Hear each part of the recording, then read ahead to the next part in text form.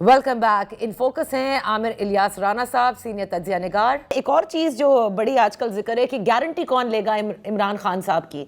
इख्तियार वाली साहब ने मेरे इस प्रोग्राम में ये कहा था गुज़िश्ता रोज़ कि गारंटी जो शख्स लेने को एक है जो तैयार है, मैं नाम नहीं ले सकता, अगर वो मामलात हो जाते हैं, वो गारंटी ले लेते हैं तो फिर आगे मुज़ाकरात बढ़ेंगे, लेकिन अलबत्ता 9 मई पे किसी किस्म का कोई कॉम्प्रोमाइज़ नहीं होगा। देखिए 9 मई के हवाले से मैं दो हफ्ते से ये बात कर रहा हूं कि कोर कमांडर हाउस जलाने का केस अभी तक शुरू भी नहीं हुआ और वो रखा गया इसी काम के लिए। और उसके अंदर आप ध्यान में रखिएगा कि फिर आएगा जो डीजीआईएसपीआर ने एक तो कहा था ना, ये जो इमरान खान के ऊपर की सियासत की इजाजत नहीं होगी इस किस्म की। उससे पहले उन्होंने कहा था, जब मिलिट्री कोर्ट पे सवाल हुआ था, ब्यूरो चीफ एसएमआ न्यूज के खालिद अजीम साहब ने किया था कि जो लोग इसके आर्किटेक्ट थे, जिन्होंने प्लान किया, एग्जीक्यूट किया, तो उनके बारे में आप क्या करेंगे, तो आपने क्यों नहीं फैसले किए? तो उन्होंने कहा हमारे पास जहां तक थे मिलिट्री कोर्ट्स के केसेस हमने सारे फारिग कर दिए, बाकी सिविल कोर्ट्स में हैं, और हमारे पास इससे मामले से जुड़ा हुआ सिर्फ जनरल फैज हमीद का केस है। फिर जनरल फैज हमीद का उसके बाद फैसला भी आ गया और उसमें लिखी हुई लाइन आखिरी आपने भी पढ़ ली, हमने भी पढ़ ली। ठीक है, इन सब को आप मिलाएं, वो केस बाकायदा मौजूद है और वो खत्म नहीं हुआ है। चाहे वो इख्तियार वली कहें, वो राना सनाउल्लाह कहें, वो फौज का फैसला है ना कि उन्होंने कब चलाना। जैसे जीएचक्यू हमला केस एक हिकमत अमली के तहत शायद कल या परसों उसकी पेशी भी है ना, 6 तारीख को।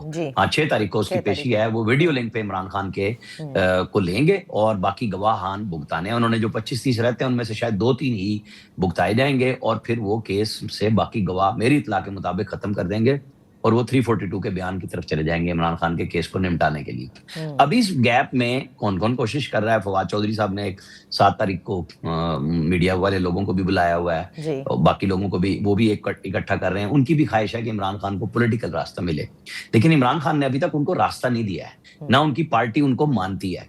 वो जिन लोगों के साथ मिलना चाह रहे हैं कि जी कोट लखपत वालों को रियायत दें, वो बेसिकली उनका भी केस खराब कर रहे हैं कि वो इसीलिए नहीं मिल रहे अब इनसे कि भाई आप तो हमें गंदा कर रहे हैं, हमारी जेल को भी खराब कर रहे हैं कि इतने अरसे हम कुर्बानी दें और अब हम फवाद चौधरी के साथ लग जाएं। तो ये जो कोशिश हो रही है इस वक्त, अच्छा ये नहीं है कि कोई हर एक बंदे के जहन में है, जो आपने खासतौर पर एस्टैब्लिशमेंट का किया कि पूरी पार्टी को खत्म कर देना है या कोई ये नहीं होता। लेकिन होता ही है कि जब आपको डराया जाता है, आपको सजाएं मिलती हैं, तो आप ये समझने का कोई टाइम होगा कि आपको सियासत में रास्ता वापसी का लेना है या आपने दीवारों में चुन जाने का फैसला कर लिया। तो वो तो मैं नहीं रोक सकता, लेकिन जो उनके बही खां हैं, चाहे वो उनके पार्टी के अंदर है या बाहर है या वो हुकूमत के अंदर भी लोग समझते हैं, जैसे ख्वाजा साद रफीक कह रहे हैं कि हर चीज का हल तो बातचीत में है ना, तो रास्ता निकालना चाहिए। तो वो लोग समझा रहे हैं पीटीआई को कि आप उस तरफ ना जाएं जहां फिर आपके लिए वापसी का रास्ता ना हो। और जाहिर है कि जब हुकूमत कह रही है तो वो हमने देखा है कि माजी में भी जितने भी मुज़ाकरात हुए हैं इस दौरे हुकूमत के नहीं, इससे कबल भी, या लोगों के लिए जो रास्ते बने हैं वो फिर एस्टैब्लिशमेंट की शराइत पर ही बनते हैं। नहीं, इसमें तो कोई शक ही नहीं है। मैं कह रहा हूं ना कि उन्होंने सारी चीजें रखी हुई हैं आपके लिए। कोर कमांडर हाउस जलाने का केस अभी तक शुरू नहीं हुआ, जीएचक्यू हमला के फाइनल स्टेजेस पे मौजूद है।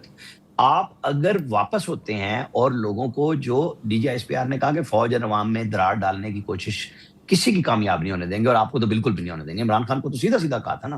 तो अगर वो उससे पीछे हटते हैं तो फिर फौज की कोई किसी शख्स की या किसी इदारे की कोई जाती लड़ाइयां तो नहीं है ना। जाती तो आपने गुस्से में बना लिया ना इमरान खान ने। सही, तो इसका मतलब जो मेन चीज है आमिर इलियास राना साहब, जो बड़े वाज़े तौर पर राना सनाउल्लाह साहब ने भी कह दिया, जिसको आपने कहा कि हुकूमत की जाने से पहली शर्त रखी गई, सोशल मीडिया को आप अपना खामोश करें और ये जो फौज पर हर्जा सराई है या सैयद आसिम मुनीर साहब यानी जो फील्ड मार्शल हैं, उस पर जो ये हर्जा सराई की जाती है, इसको बंद करें और उसके बाद फिर मामलात कहीं आगे वो ट्रैक पे आ सकते हैं। राइट जी, बिल्कुल बिल्कुल। इसके अलावा तो कोई हल भी नहीं है ना। आपने 9 मई कर ली, 26 नवंबर कर लिया, पिछले साल 5 अगस्त कर लिया, आप लोगों को नहीं निकाल सके।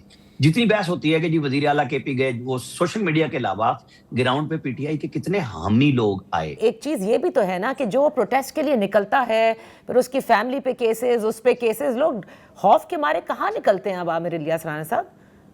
देखें, स्टेट का ये एक फैसला है ना कि स्टेट के खिलाफ तो जंग नहीं लड़ने देंगे ना। आप सियासी जंग लड़ रहे थे, आप 9 मई में बगावत के लिए कर रहे हैं, 26 नवंबर में आप बगावत करने के लिए आते हैं, आप कहते हैं हम कफन बांध के आ रहे हैं, हम फलां कर रहे हैं। तो फिर सॉरी, स्टेट इस काम के लिए तो नहीं ना बैठी कि पहले आप फिर जला लें। 2-3 दफा आपको मौके मिले और आप हरकतें कर चुके हैं, तो इजाजत तो नहीं है इस बात की, कतन नहीं देंगे आपको वो।